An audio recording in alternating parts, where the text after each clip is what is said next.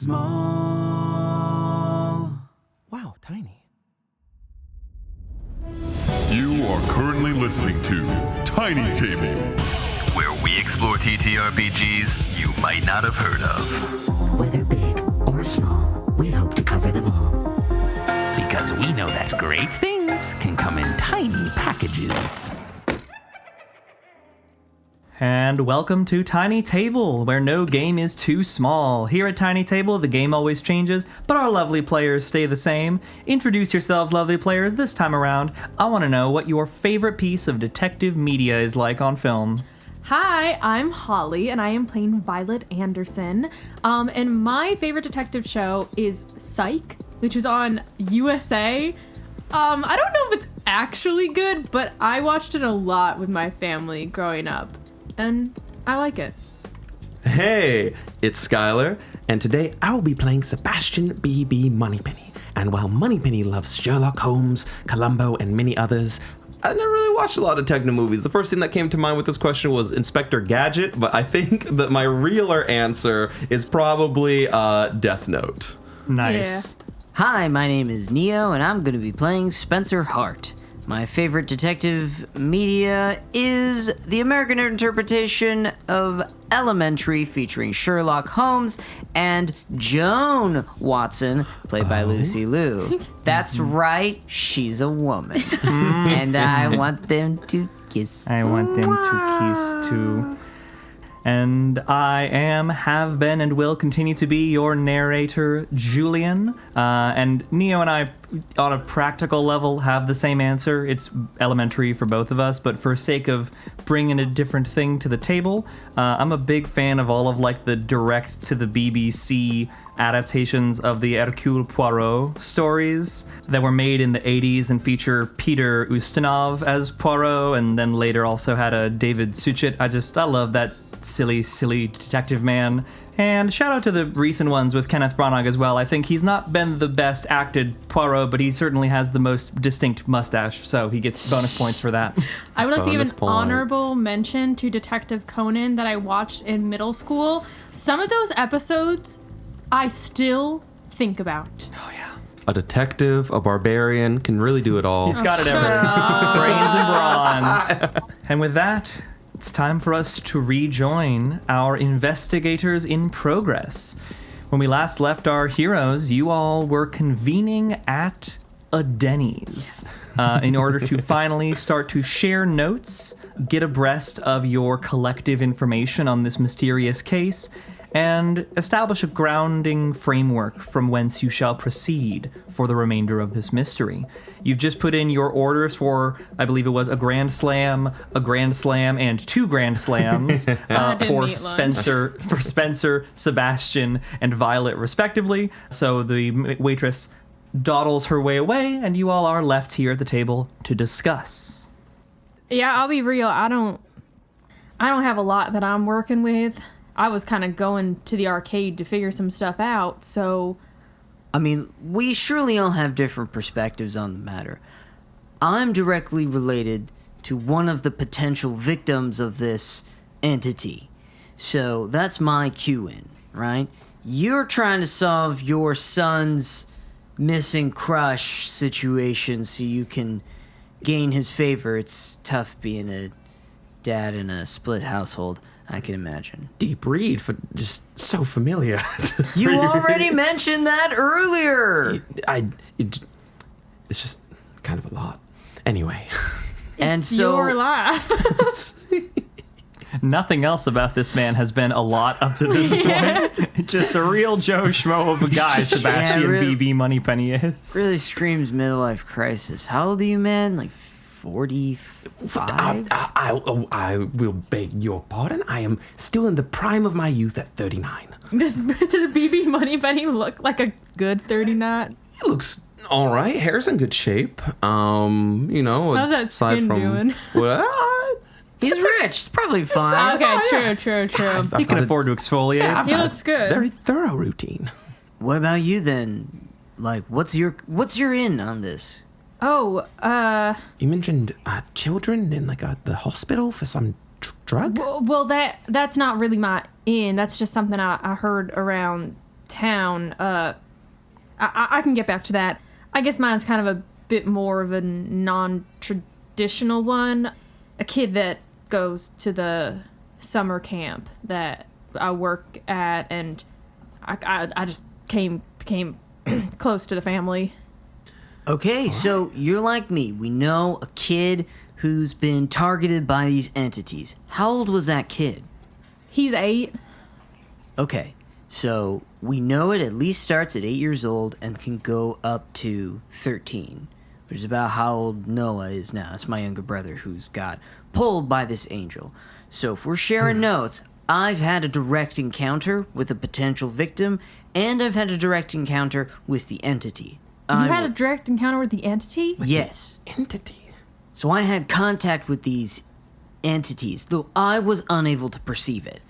I went out there, I captured it on video, I interacted with the physical space, and I completely was unable to perceive these entities. However... Wait, so then you didn't see it?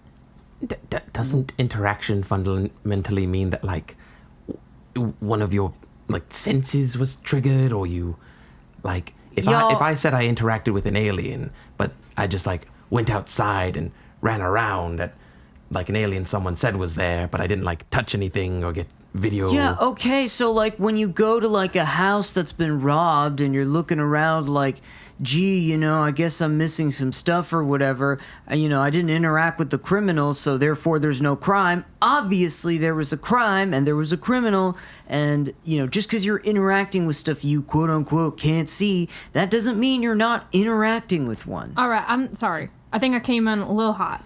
That's I think okay. it's a little too, especially because I didn't bring up that Alfie was seeing an angel that I couldn't interact with.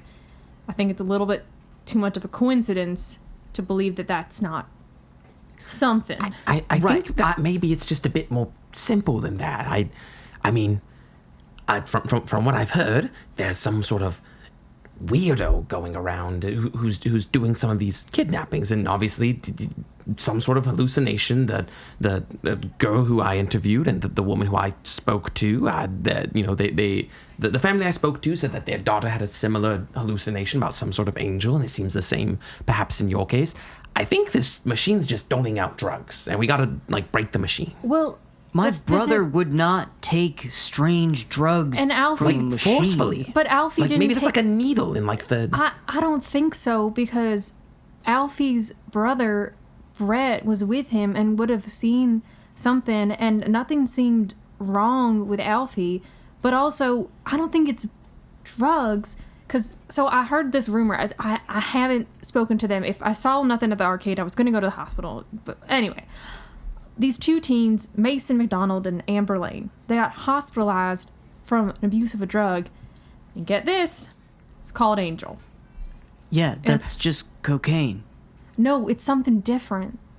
It's not the Really? same. Yeah, some dealers are apparently targeting hangout spots like the mall and the arcade, which is why I thought maybe one of you were selling drugs. Or I thought maybe some candy got laced with something, but it doesn't seem the case. Who would give out free drugs to children? Well, I'm sure these teens paid. Well... Who would dare? God damn it. All right, end of episode. Thank you, everyone. All right, go home. Myself. Well, listen, that's why I'm saying this can't be drugs, okay? I don't know if you notice, but, Spencer points to himself, drug, rug, hoodie, and long sleeve combo. Violet polishes off her first Grand Slam and puts the plate on to start the other one just to avoid being like, yeah. Damn, girl, you got the munchies or what? Anyway. Oh, sorry. I've been running around all day. I didn't get a chance to eat. I'm practically through this first one. I might get a second slam. Damn. Like, okay, I guess.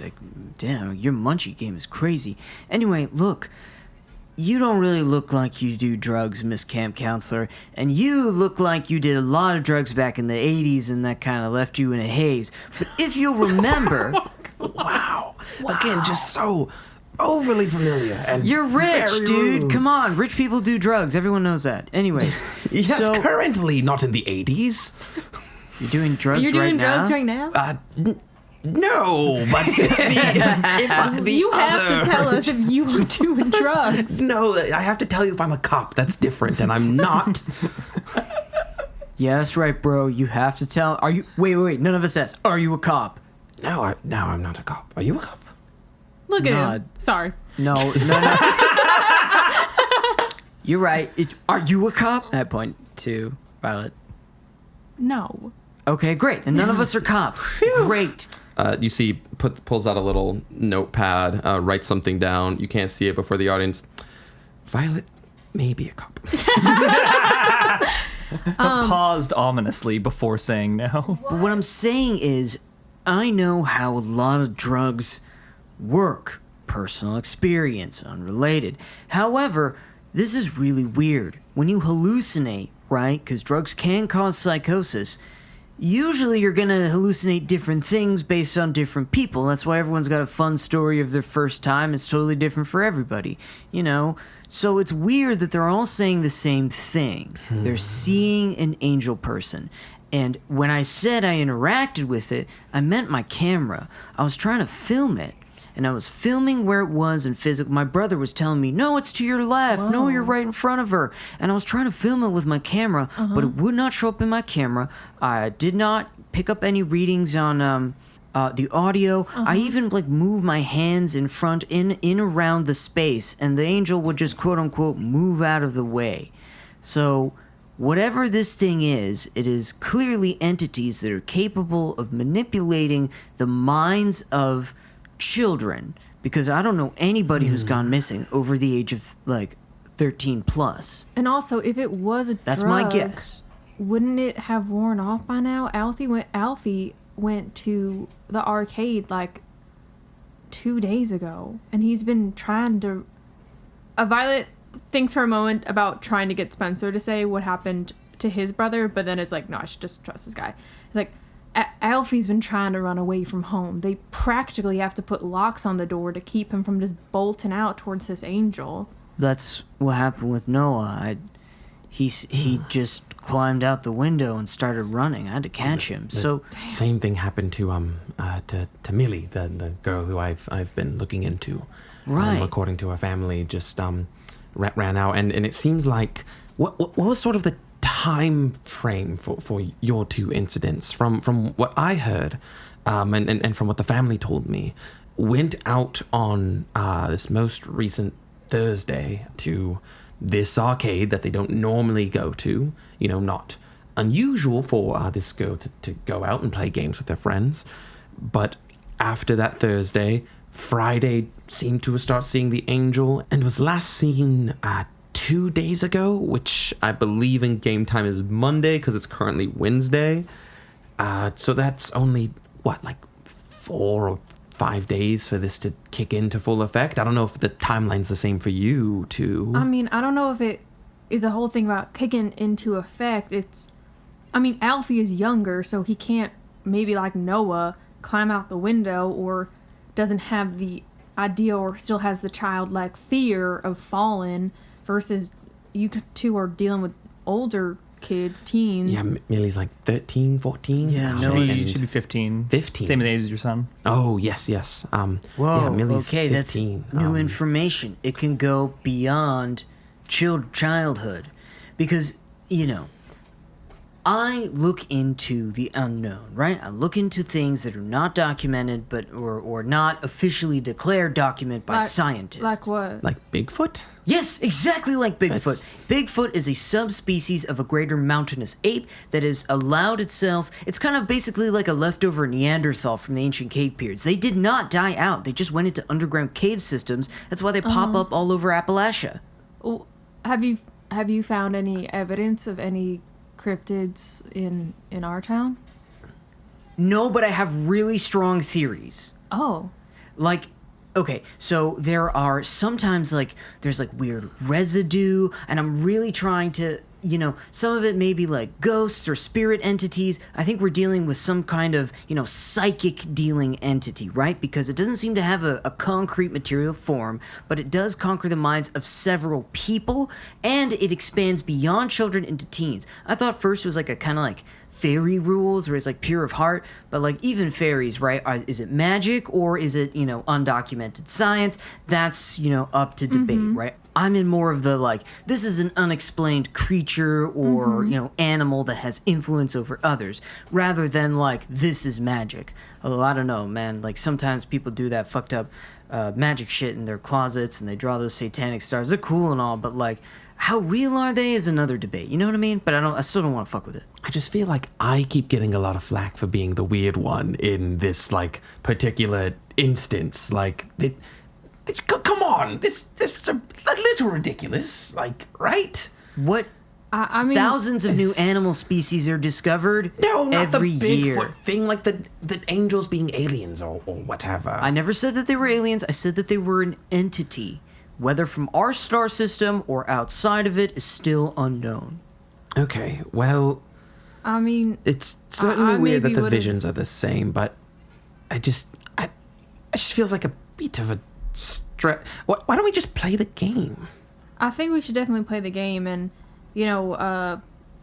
Moneypenny, Mr. Moneypenny, Oh, you can just call me Sebastian. Mr. Sebastian. I feel like maybe I would have been a little more disbelieving before all this, but I don't know. I major in science, and I can't really find a scientific reason for all of this. I thought it was drugs. After hearing all this, I don't know if I think it is drugs. Yes. Look, being a cryptozoologist and a ufologist, okay, I get it. I'm not unfamiliar with people disbelieving me, but we have a real shot at proving something that might be beyond our average comprehension until now. Maybe it is drug-induced. We don't know that, but I'm starting to realize more and more that one of us might have to play the game to find out, and I want to do it. One, because I think I might be the youngest, and therefore closer to the age range, maybe. Two, I mean, it's kind of hard to tell between the three of us. Like, it could be any of us, honestly. two, I start finishing up my second Grand Slam to keep from having to answer that or engage with that. two, I'm really good at video games. And three, most importantly, I want to see it with my own eyes. I need to know what these things are. And the best way to know your enemy is to become directly in contact with your enemy. But before we go touching it, right, we need to know all the information we possibly can garner before. It's like diving into an ocean full of sharks without any protection or foresight, right? You gotta know what you're up against. Okay, so I didn't get any information about this from the families, but did either of the children you were, that you're investigating for, did either of them say why they want to go to the angel, or if anything was like what the angel might have been saying to them? Violet shakes her head. It doesn't seem like Alfie got a chance to get up close enough to it. And when I asked him, it just seemed like a strong desire, almost animalistic instinct. Noah told me that he wanted to go home, which was really weird because that's the house he grew up in. And he kept saying, I want to go home, I want to go home. And I said, okay, well, where's home? And he said, I don't know. And I said, well, what do you see around that home? And he says, I see a beach. That's really bizarre.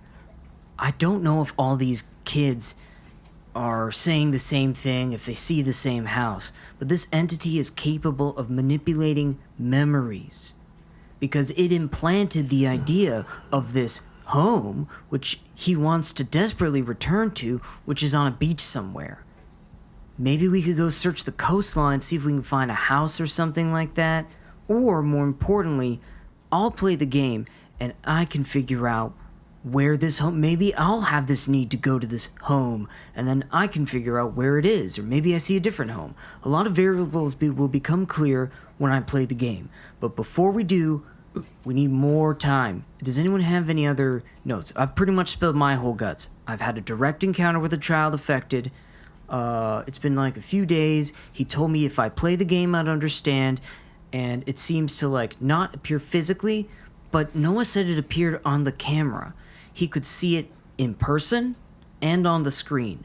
But what was weird was he said it wasn't on the screen at first.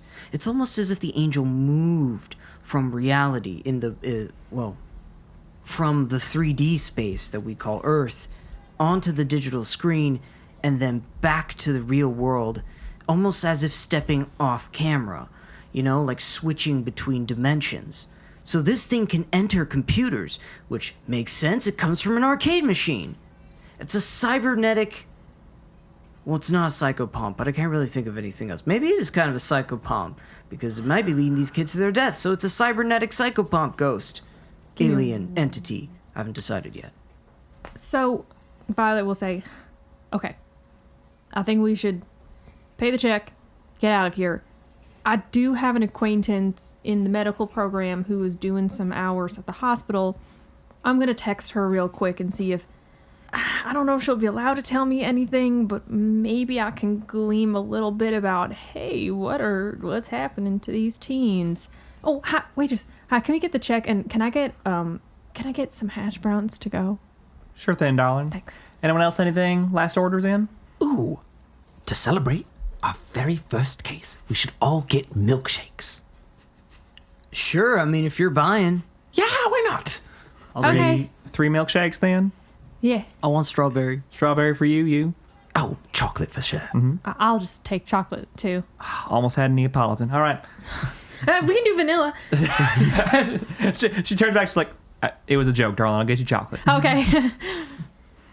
Beautiful. Y'all collect your milkshakes, settle the tab, There's and... no, they don't put gold flakes in the, on the whipped cream. I here. leave. I'm assuming it's the same mode of return to the arcade as it was to get to the Denny's. So thankfully, no time need elapse on the ticking clock. We've established this Denny's is quite close to the arcade. Specifically, I'm assuming you're returning straight to the Foon House. Beautiful. Real quick, before we go, do either of you know a Nathan Wolf? There was another kid reported missing. I don't know if... I haven't heard of that name. Okay, good to know. Also, there's this child who's kind of been crushing it recently. Goes by the name The Hammer. What? For whatever... I don't know, that's what the kids call him. Crushing what? Yeah. Oh, like they've been doing very well at all the games in the arcades. They've been getting high scores on every single game in every single arcade throughout, most of the town.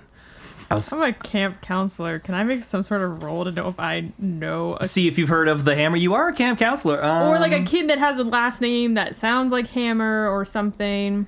Yeah, you're a camp counselor. You'd be aware of a kid named Pete Hammond, who you've heard referred to as the Hammer a few times around camp. Mm-hmm. He's a teen. Well, the reason I bring this up is if, say, you don't meet, the age requirement for this angel thing,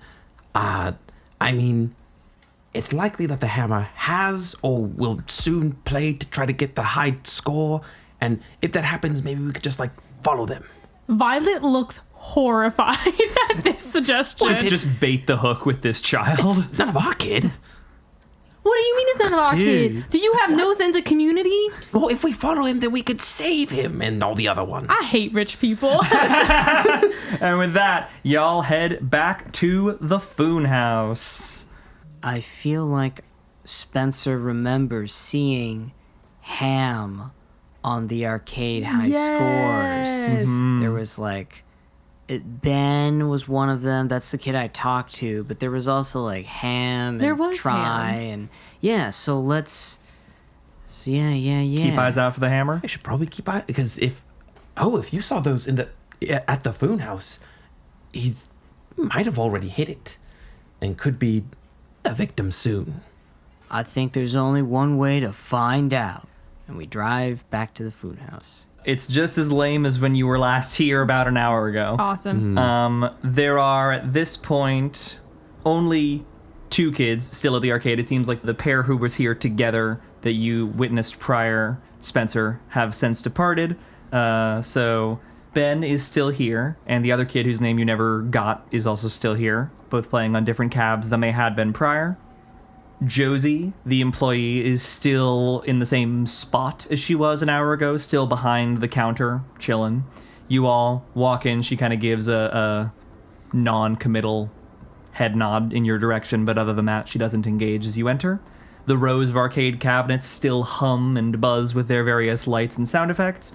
Are y'all heading straight to the Fariva cab, or are you heading somewhere else? Oh, I'm gonna put an arm in front of Spencer and like kind of he'll just like boonk. I say, give me your car keys. Yo, so smart. I hand Violet the car keys. 'Cause, what if I run away? That, and then also, if we get in the car with you, you might break a lot of traffic laws to get there fast. I mean, you don't need me to be hooked on the angel game for me to speed, baby. That's not good, and don't call me baby. I'm BB.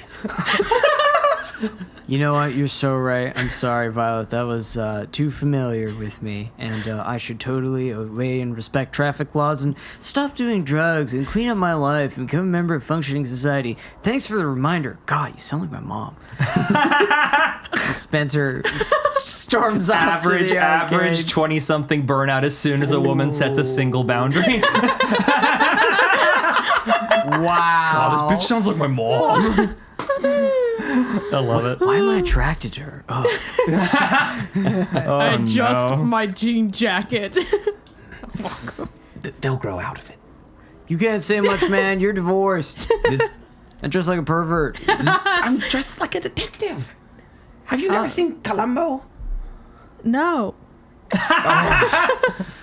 So we get to the Fariva cabinet, and Spencer... So brief redescription for our audience in case we have any episode 3 Andys in the crowd who jump straight to midway through a mystery story. And also, just a reminder for my players. Welcome. Solid blue side panels, black trim, no embellishments, just the name Fariva in large block letters plastered along the top.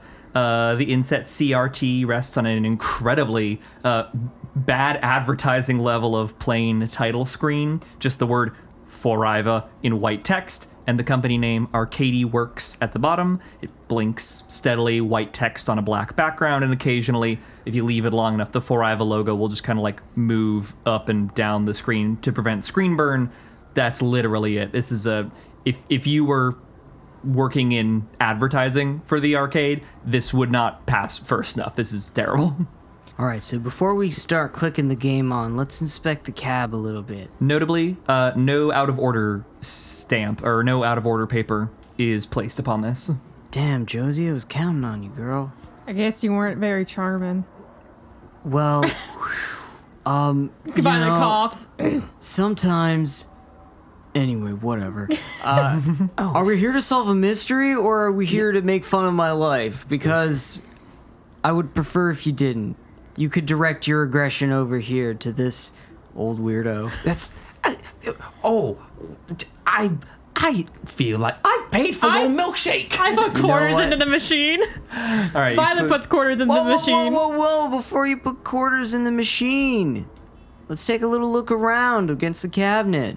Spencer's trying to put forth the idea that this cabinet itself, right, the physical properties of it should be something to be inspected. First, I'm going to check, see if I can kind of crane my neck and shift the weight of it a little bit to see if it's plugged in. Yeah. So this will be an investigation roll. Give me... This will be a physical, because you're kind of getting it in a bit of a awkward angle. It's in between two other arcade machines, so getting to an angle to see whether or not it's plugged in would take a little finagling. Let's have an investigation check. Athletics, please. Because you all ate kind of a bad meal, there's a -1 penalty to all physical skill checks, both investigative and non-investigative, until your next meal. That's going to be a 5 with the -1. That is a failure. So mark 3 investigation points, but you're not able to get you're not able to get to a vantage point to see whether or not it's plugged in. It's too junctioned in between the arcade cabinets to its left and its right. There's no real vantage point to get behind or to the side of it easily. Eureka! You need to like bring it out from the wall. Oh, lovely. I got a Eureka. Ooh. Just briefly, Spencer. I think I might have overheard you talking to I believe her name's Jolene. It's Josie. Josie, that's what it was. I think I might have overheard her say that the manager brought in this specific machine because they said it was going to, like, rake in the cash or, like, bring in a lot of new customers. Doesn't it seem weird that it's kind of, I don't know, boring? Yeah. Like, this kind of sucks butt. Yeah, man, it does kind of suck, but because, I mean, look around. Like, everything's got, like, great paintings on the side or advertisements. Flashy and neon. It's weird that this one is kind of plain Jane in comparison. I totally get you, man. Yeah, so, like, why would they be like, oh, it's going to bring so much moolah or attention in when it's, like, definitely not doing that, less it were drugged or tied to the paranormal. This is all to say, I think that perhaps this manager person might be behind it. Or at least involved. I mean, it's entirely likely. We can't rule that out. So, how much do we want to prepare before I start playing this game? We could try to move the machine together. Like, we could maybe work together, try to move it. Yeah. The game actually does explicitly encourage if one person fails an investigation roll, it's not bad form for another person to try it. Yeah. Yeah, I can't see if it's plugged in or not. Someone want to take another look? Sure, I'm just gonna try to move the machine. Yeah, jiggle it enough to the side that you can give it a look. Athletics from you, same -1. All right. Oh, baby. Oh, let's go, Moneypenny. 11 minus 1 is 10. Very nice. And you are able to kind of muscle the machine a little to the side. It is plugged into the wall normally. And you can kind of see behind, it's plugged into the same outlet that the machine to its left and to its right are plugged into. I mean, do we want to try just, like, unplugging it, and then if it, like, stays magically on, that might be a sign of potential paranormality? It's not a bad idea. Do you want me to talk to Josie and see if I can, girl talk? I mean, I don't know. I thought I was doing pretty good with Josie. I think, I saw her smile, so. That's good. Yeah. Let's play the game. I think we're gonna get a lot of answers from playing the game.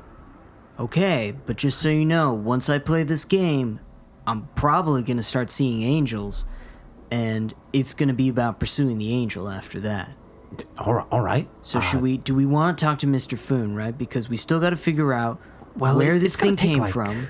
4 or 5 days still, so it's not like you're gonna run off immediately, right? It took roughly 4 days for the other children. It only took Alfie 1 day. Oh. Give me a second. And Violet will kind of mosey on over Mosey to Josie? Mosey to Josie, if you will. Whoa. And be like, hey, is Mr. Foon here? Let's have a. I think actually before we specify, what do you think you're kind of, if you meet any resistance, what's your angle going to kind of be on this line of questioning? To lie. To lie? Let's make it more of a manipulate roll then. Okay. Yeah, so let's have a manipulate roll, and then we'll play the scene from there. Great. That with my -1 is going to be a 6. 6 is going to be a failure, so mark down your investigation points for a failure. That's 3. Close to my Eureka. Beautiful. I think I look too nervous. Yeah, you walk up looking kind of Violet's nervous. too nervous. And Josie looks up at you a little perplexed, and she says, "Gonna be honest, no idea." Oh, okay. Do you have his number? I do. Could I have it? It's in the yellow pages. Oh, cool, thanks. Do you have one of those here? No. So correct. All right. Damn, and I thought I was bad at talking to girls. Violet stands there Girl for talk, baby. just a few seconds too long, not sure how to end this. Thank you for your service. And walks away. I think you very faintly hear as you walk around. Josie's like, "What is up with people today?" So that's girl talk. Just play the fucking game. I want to do a quick visual sweep over the cabinet. And in the meantime, I want to just unplug it, wait a little bit, look over the machine, then plug it back in. You unplug it, it turns off. Well, that seems normal, at least. I press some of the buttons. Little plasticky clicking noises, no response. Plug it back in. There's a brief moment of pause, kind of a little like kind of humming sound for a moment as the CRT buzzes its way back to life, and it's right back on that same screen. Floriva, Arcady Works, white text on a black screen. So before Spencer plays the game, Spencer's going to do a quick top-down analysis of the cabinet. I want Spencer to check the top of the cabinet. I want Spencer to check the buttons and underneath the cabinet, if there's like any space on the bottom, but underneath the bottom. Yeah, give me a visual calculus roll for just kind of like a more thorough investigation of the physical components of the cab. Actually, senses, not VisCalc. I think All right. senses makes more sense here. That's going to be a 9. 9's a partial success. Nothing in the immediate seems abnormal about the buttons or the material. It looks, I'd say, cheap would be if you had to pick a word, but that's kind of a vibe you already had just due to the lack of embellishment in the first place. They're pretty standard arcade buttons.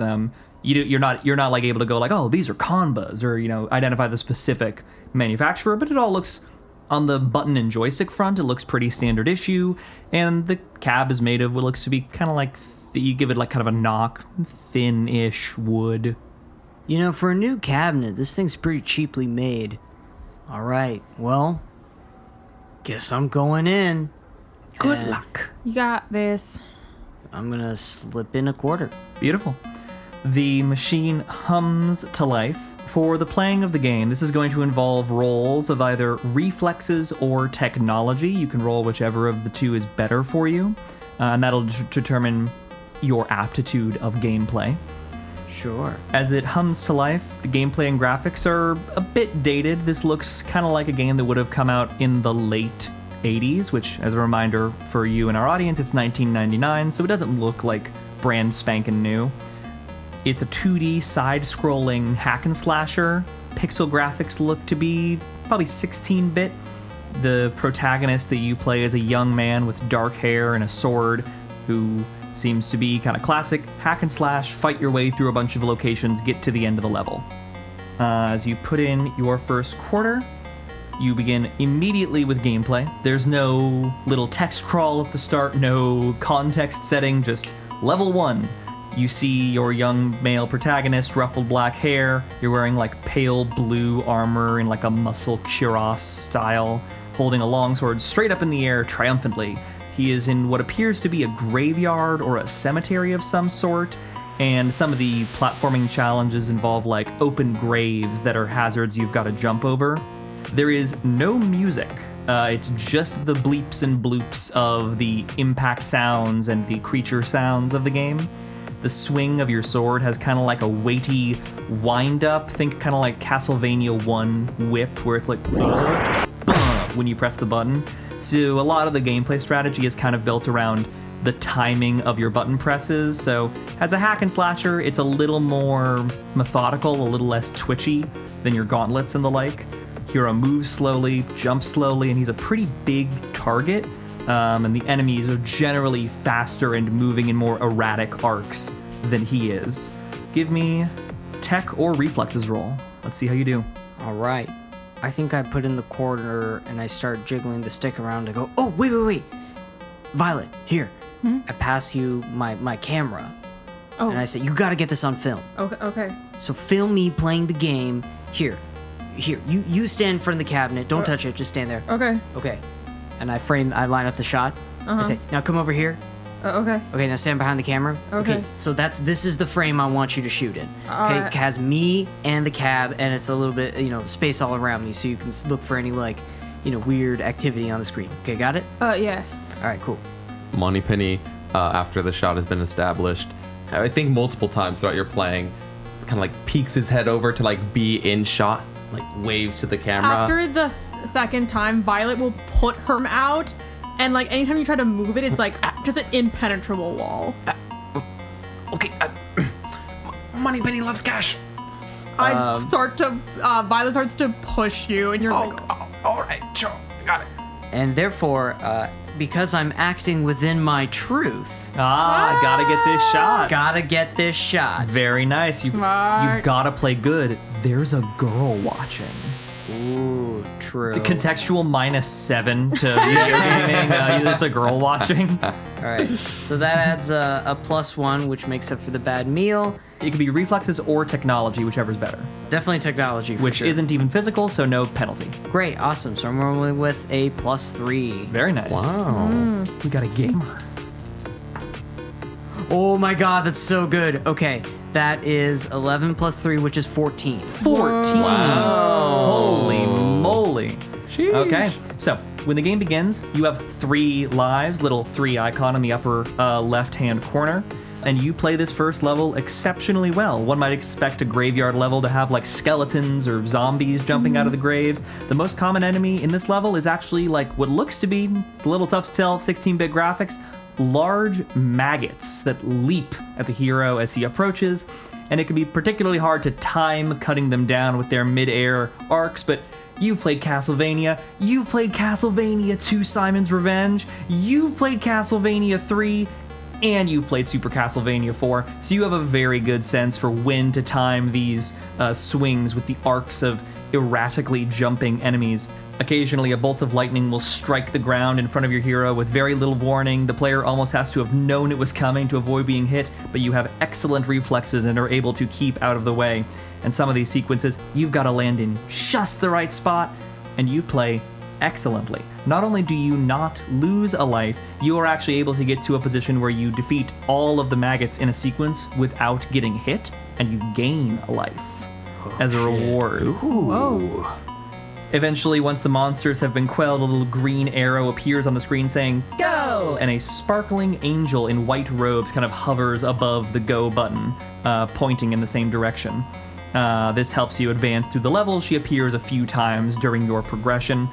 Sometimes you even go backwards to the left, little odd for game design like this, and you have to go through areas you've already been. The end of the level is a boss fight with a giant maggot.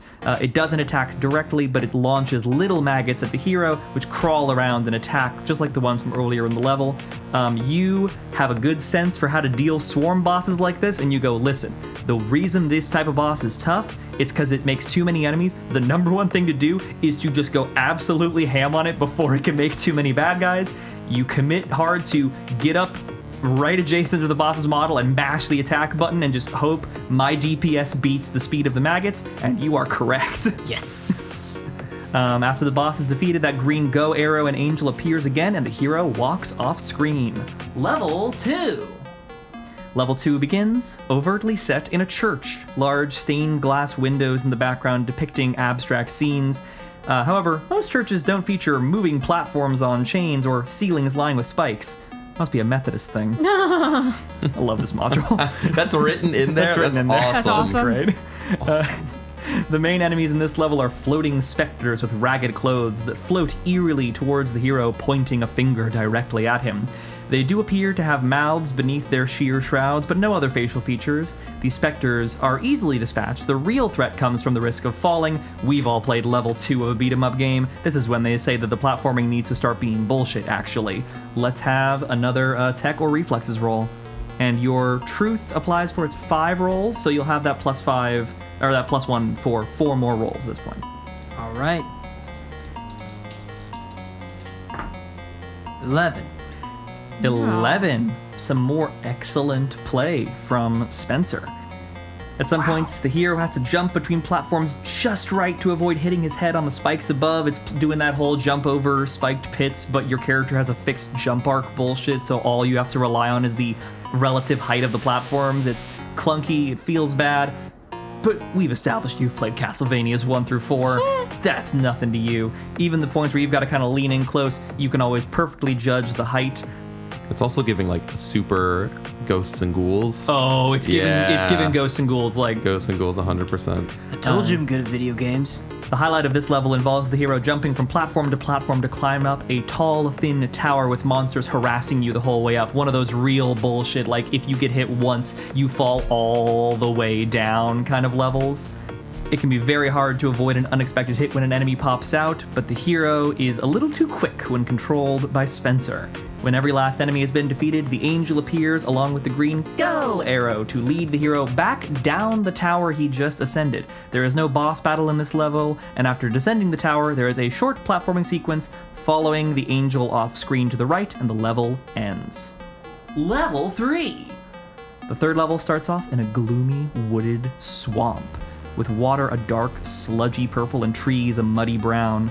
Long, unhealthy-looking blades of grass stick up all around, but the only safe place to stand are rickety-looking wooden platforms that look even more rotten than the trees around them.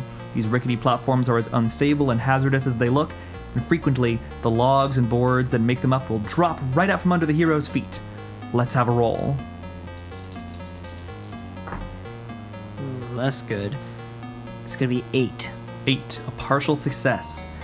You are able to clear the level, but you do lose a life on the way through to the rickety platforms. If the player looks very closely, they'll notice the boards that drop have slightly different patterns and colorations, but for you it becomes more of a memorization game after the first death in the level. Avoiding the deadly water will be hard enough without large vultures frequently swooping down from the sky to land hit-and-run attacks.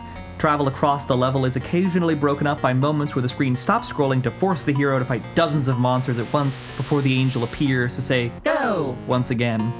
Eventually, the hero comes to an area with a lot of platforms, various levels of elevation, and is left to just wander around this screen for a bit. After about 15 seconds, the boss appears, a legless, headless, skeletal torso, partially shrouded in a ragged black cloak, wielding a scythe with both hands. Again, you've played Castlevania. This boss is significantly harder than the first one, if only because of the danger of getting knocked off the platforms by its unpredictable attacks and movement. This is where you very nearly lose a second life, but eventually you are able to dispatch of the boss.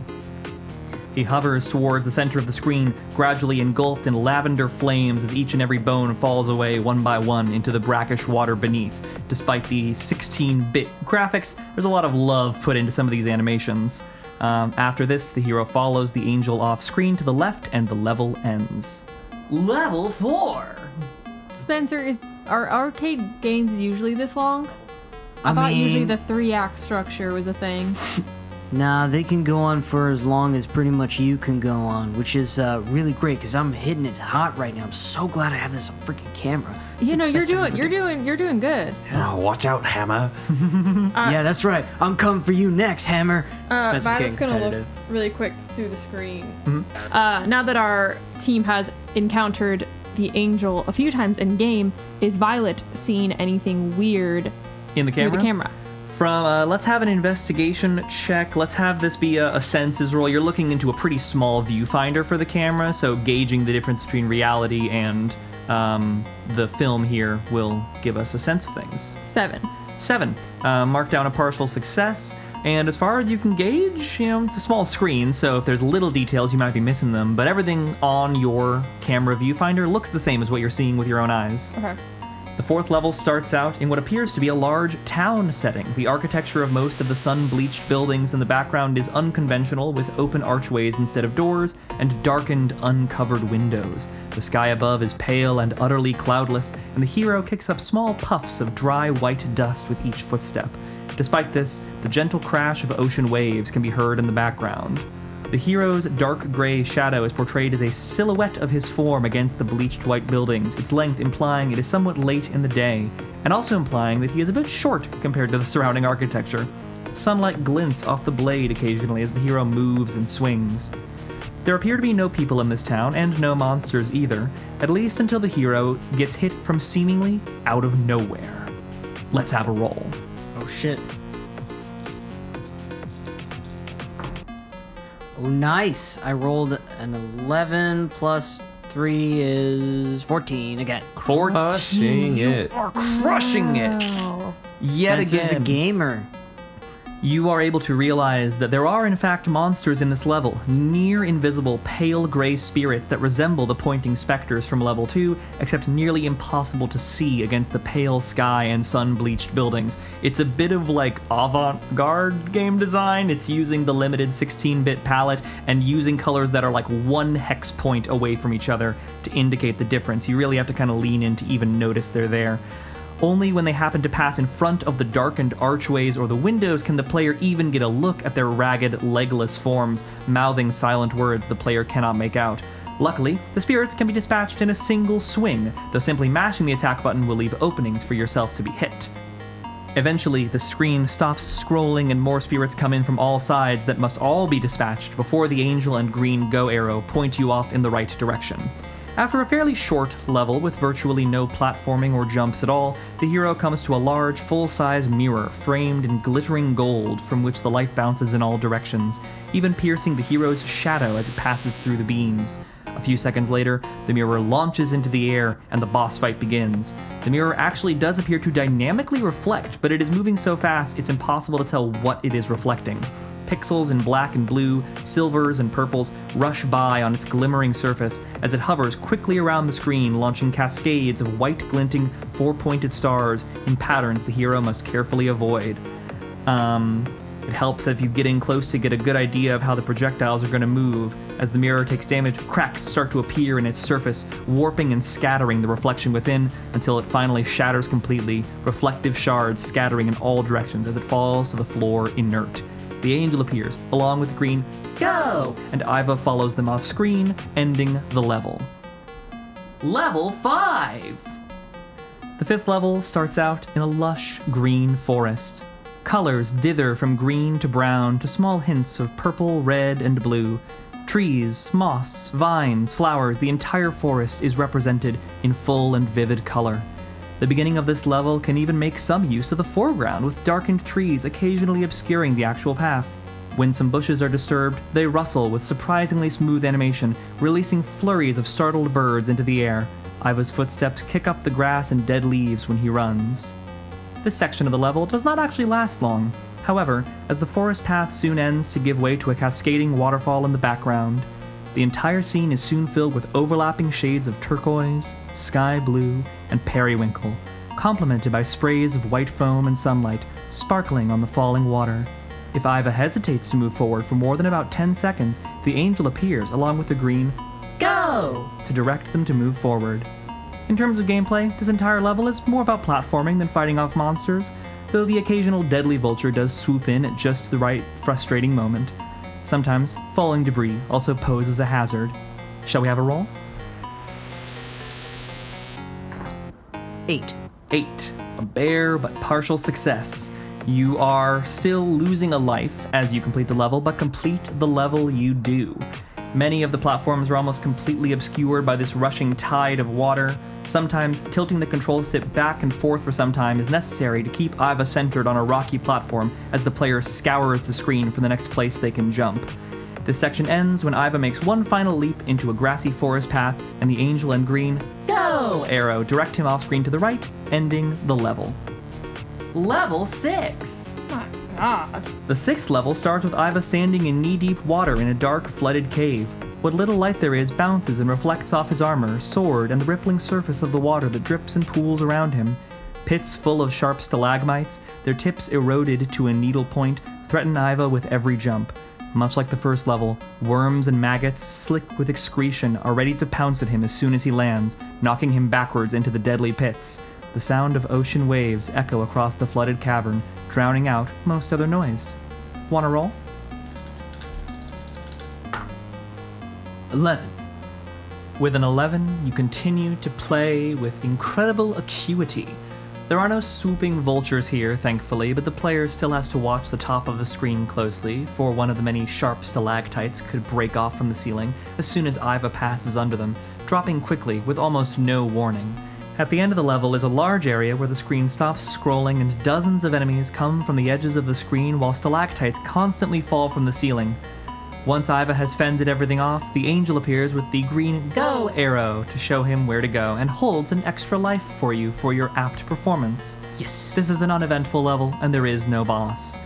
level 7, and going in with 5 lives, so playing quite well. The 7th level sees Iva climbing out of the caves onto a sunny beach, pulling himself up onto glittering beige sand, grains scattering off his armor as he rises, others clinging to his waterlogged boots, still soaked through from his grueling trek through the flooded cave.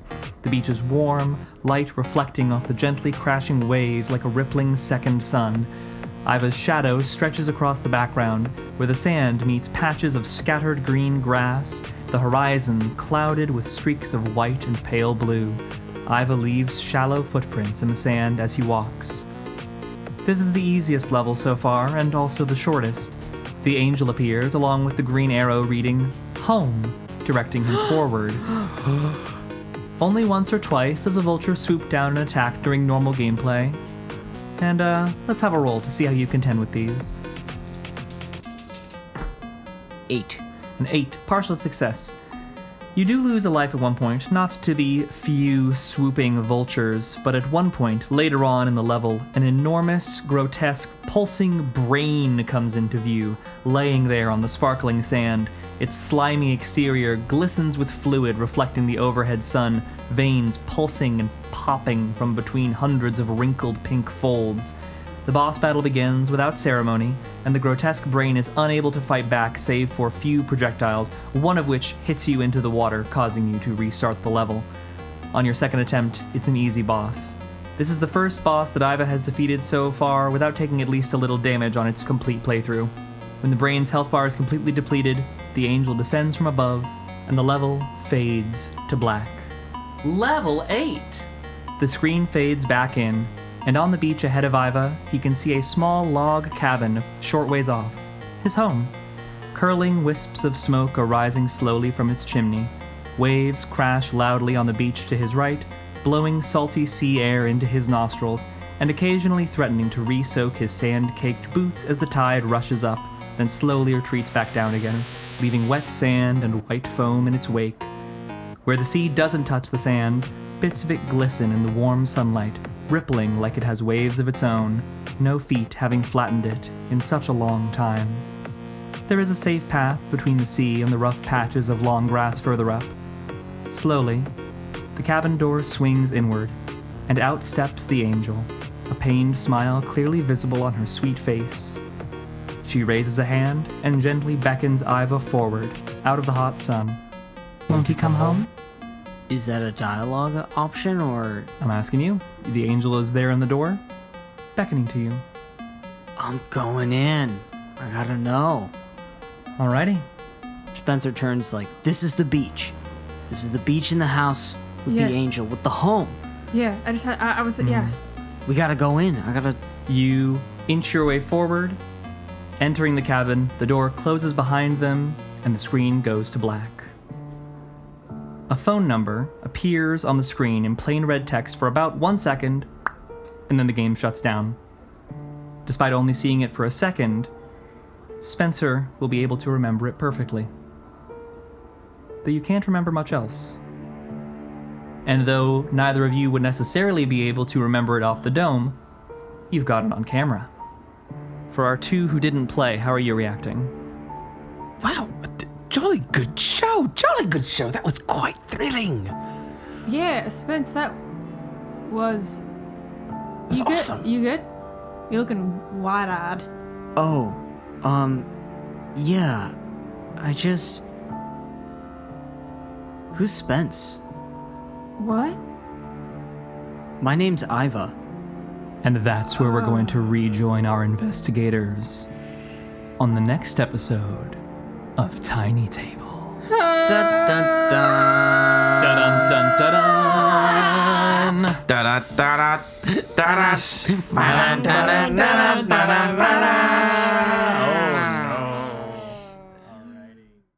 Small.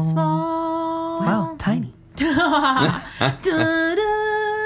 You are now listening to Tiny Table, where we explore RPGs you might not have heard of. Whether big or small, we plan to cover them all.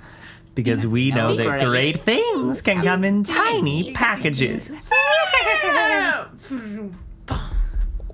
I feel honored. I feel honored and seen in this place. Hell yeah.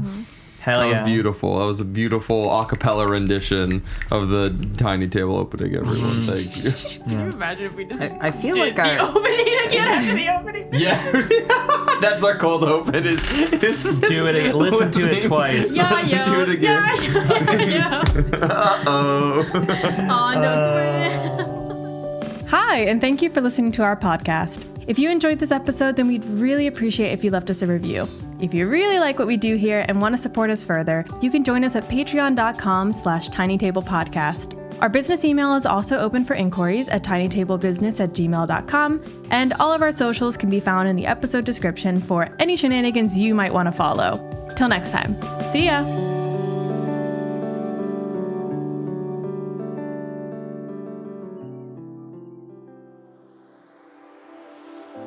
Welcome to the Shoutout Corner. First off, we would like to thank Stefan, one of the assistant programmers for Fariva who helped design some of the terribly difficult pitfalls and traps. You monster. E.G., who also completed the Fariva cabinet, but chose not to enter the house at the end, which, wouldn't you know it, turns out to give you complete immunity to the curse. Huh, who knew? Nancy, one of the lead designers for Mrs. Lost in Space, who helped advocate for the sequel to star the titular female protagonist, a W for all my ladies. Drake, I don't know what Holly said to you in the last one, but I adamantly don't apologize. You got what was fair. And Jordan, a witness to Spencer beating Fariva while recorded, who would later go on to develop the concept of streaming. You're gonna be a millionaire. And lastly, our largest shout out of all goes to the entire team at Annam for making this partnership possible. Thank you so much for working with us, and definitely check out their Patreon and itch.io, linked in the description for more Eureka goodness. Take care, detectives.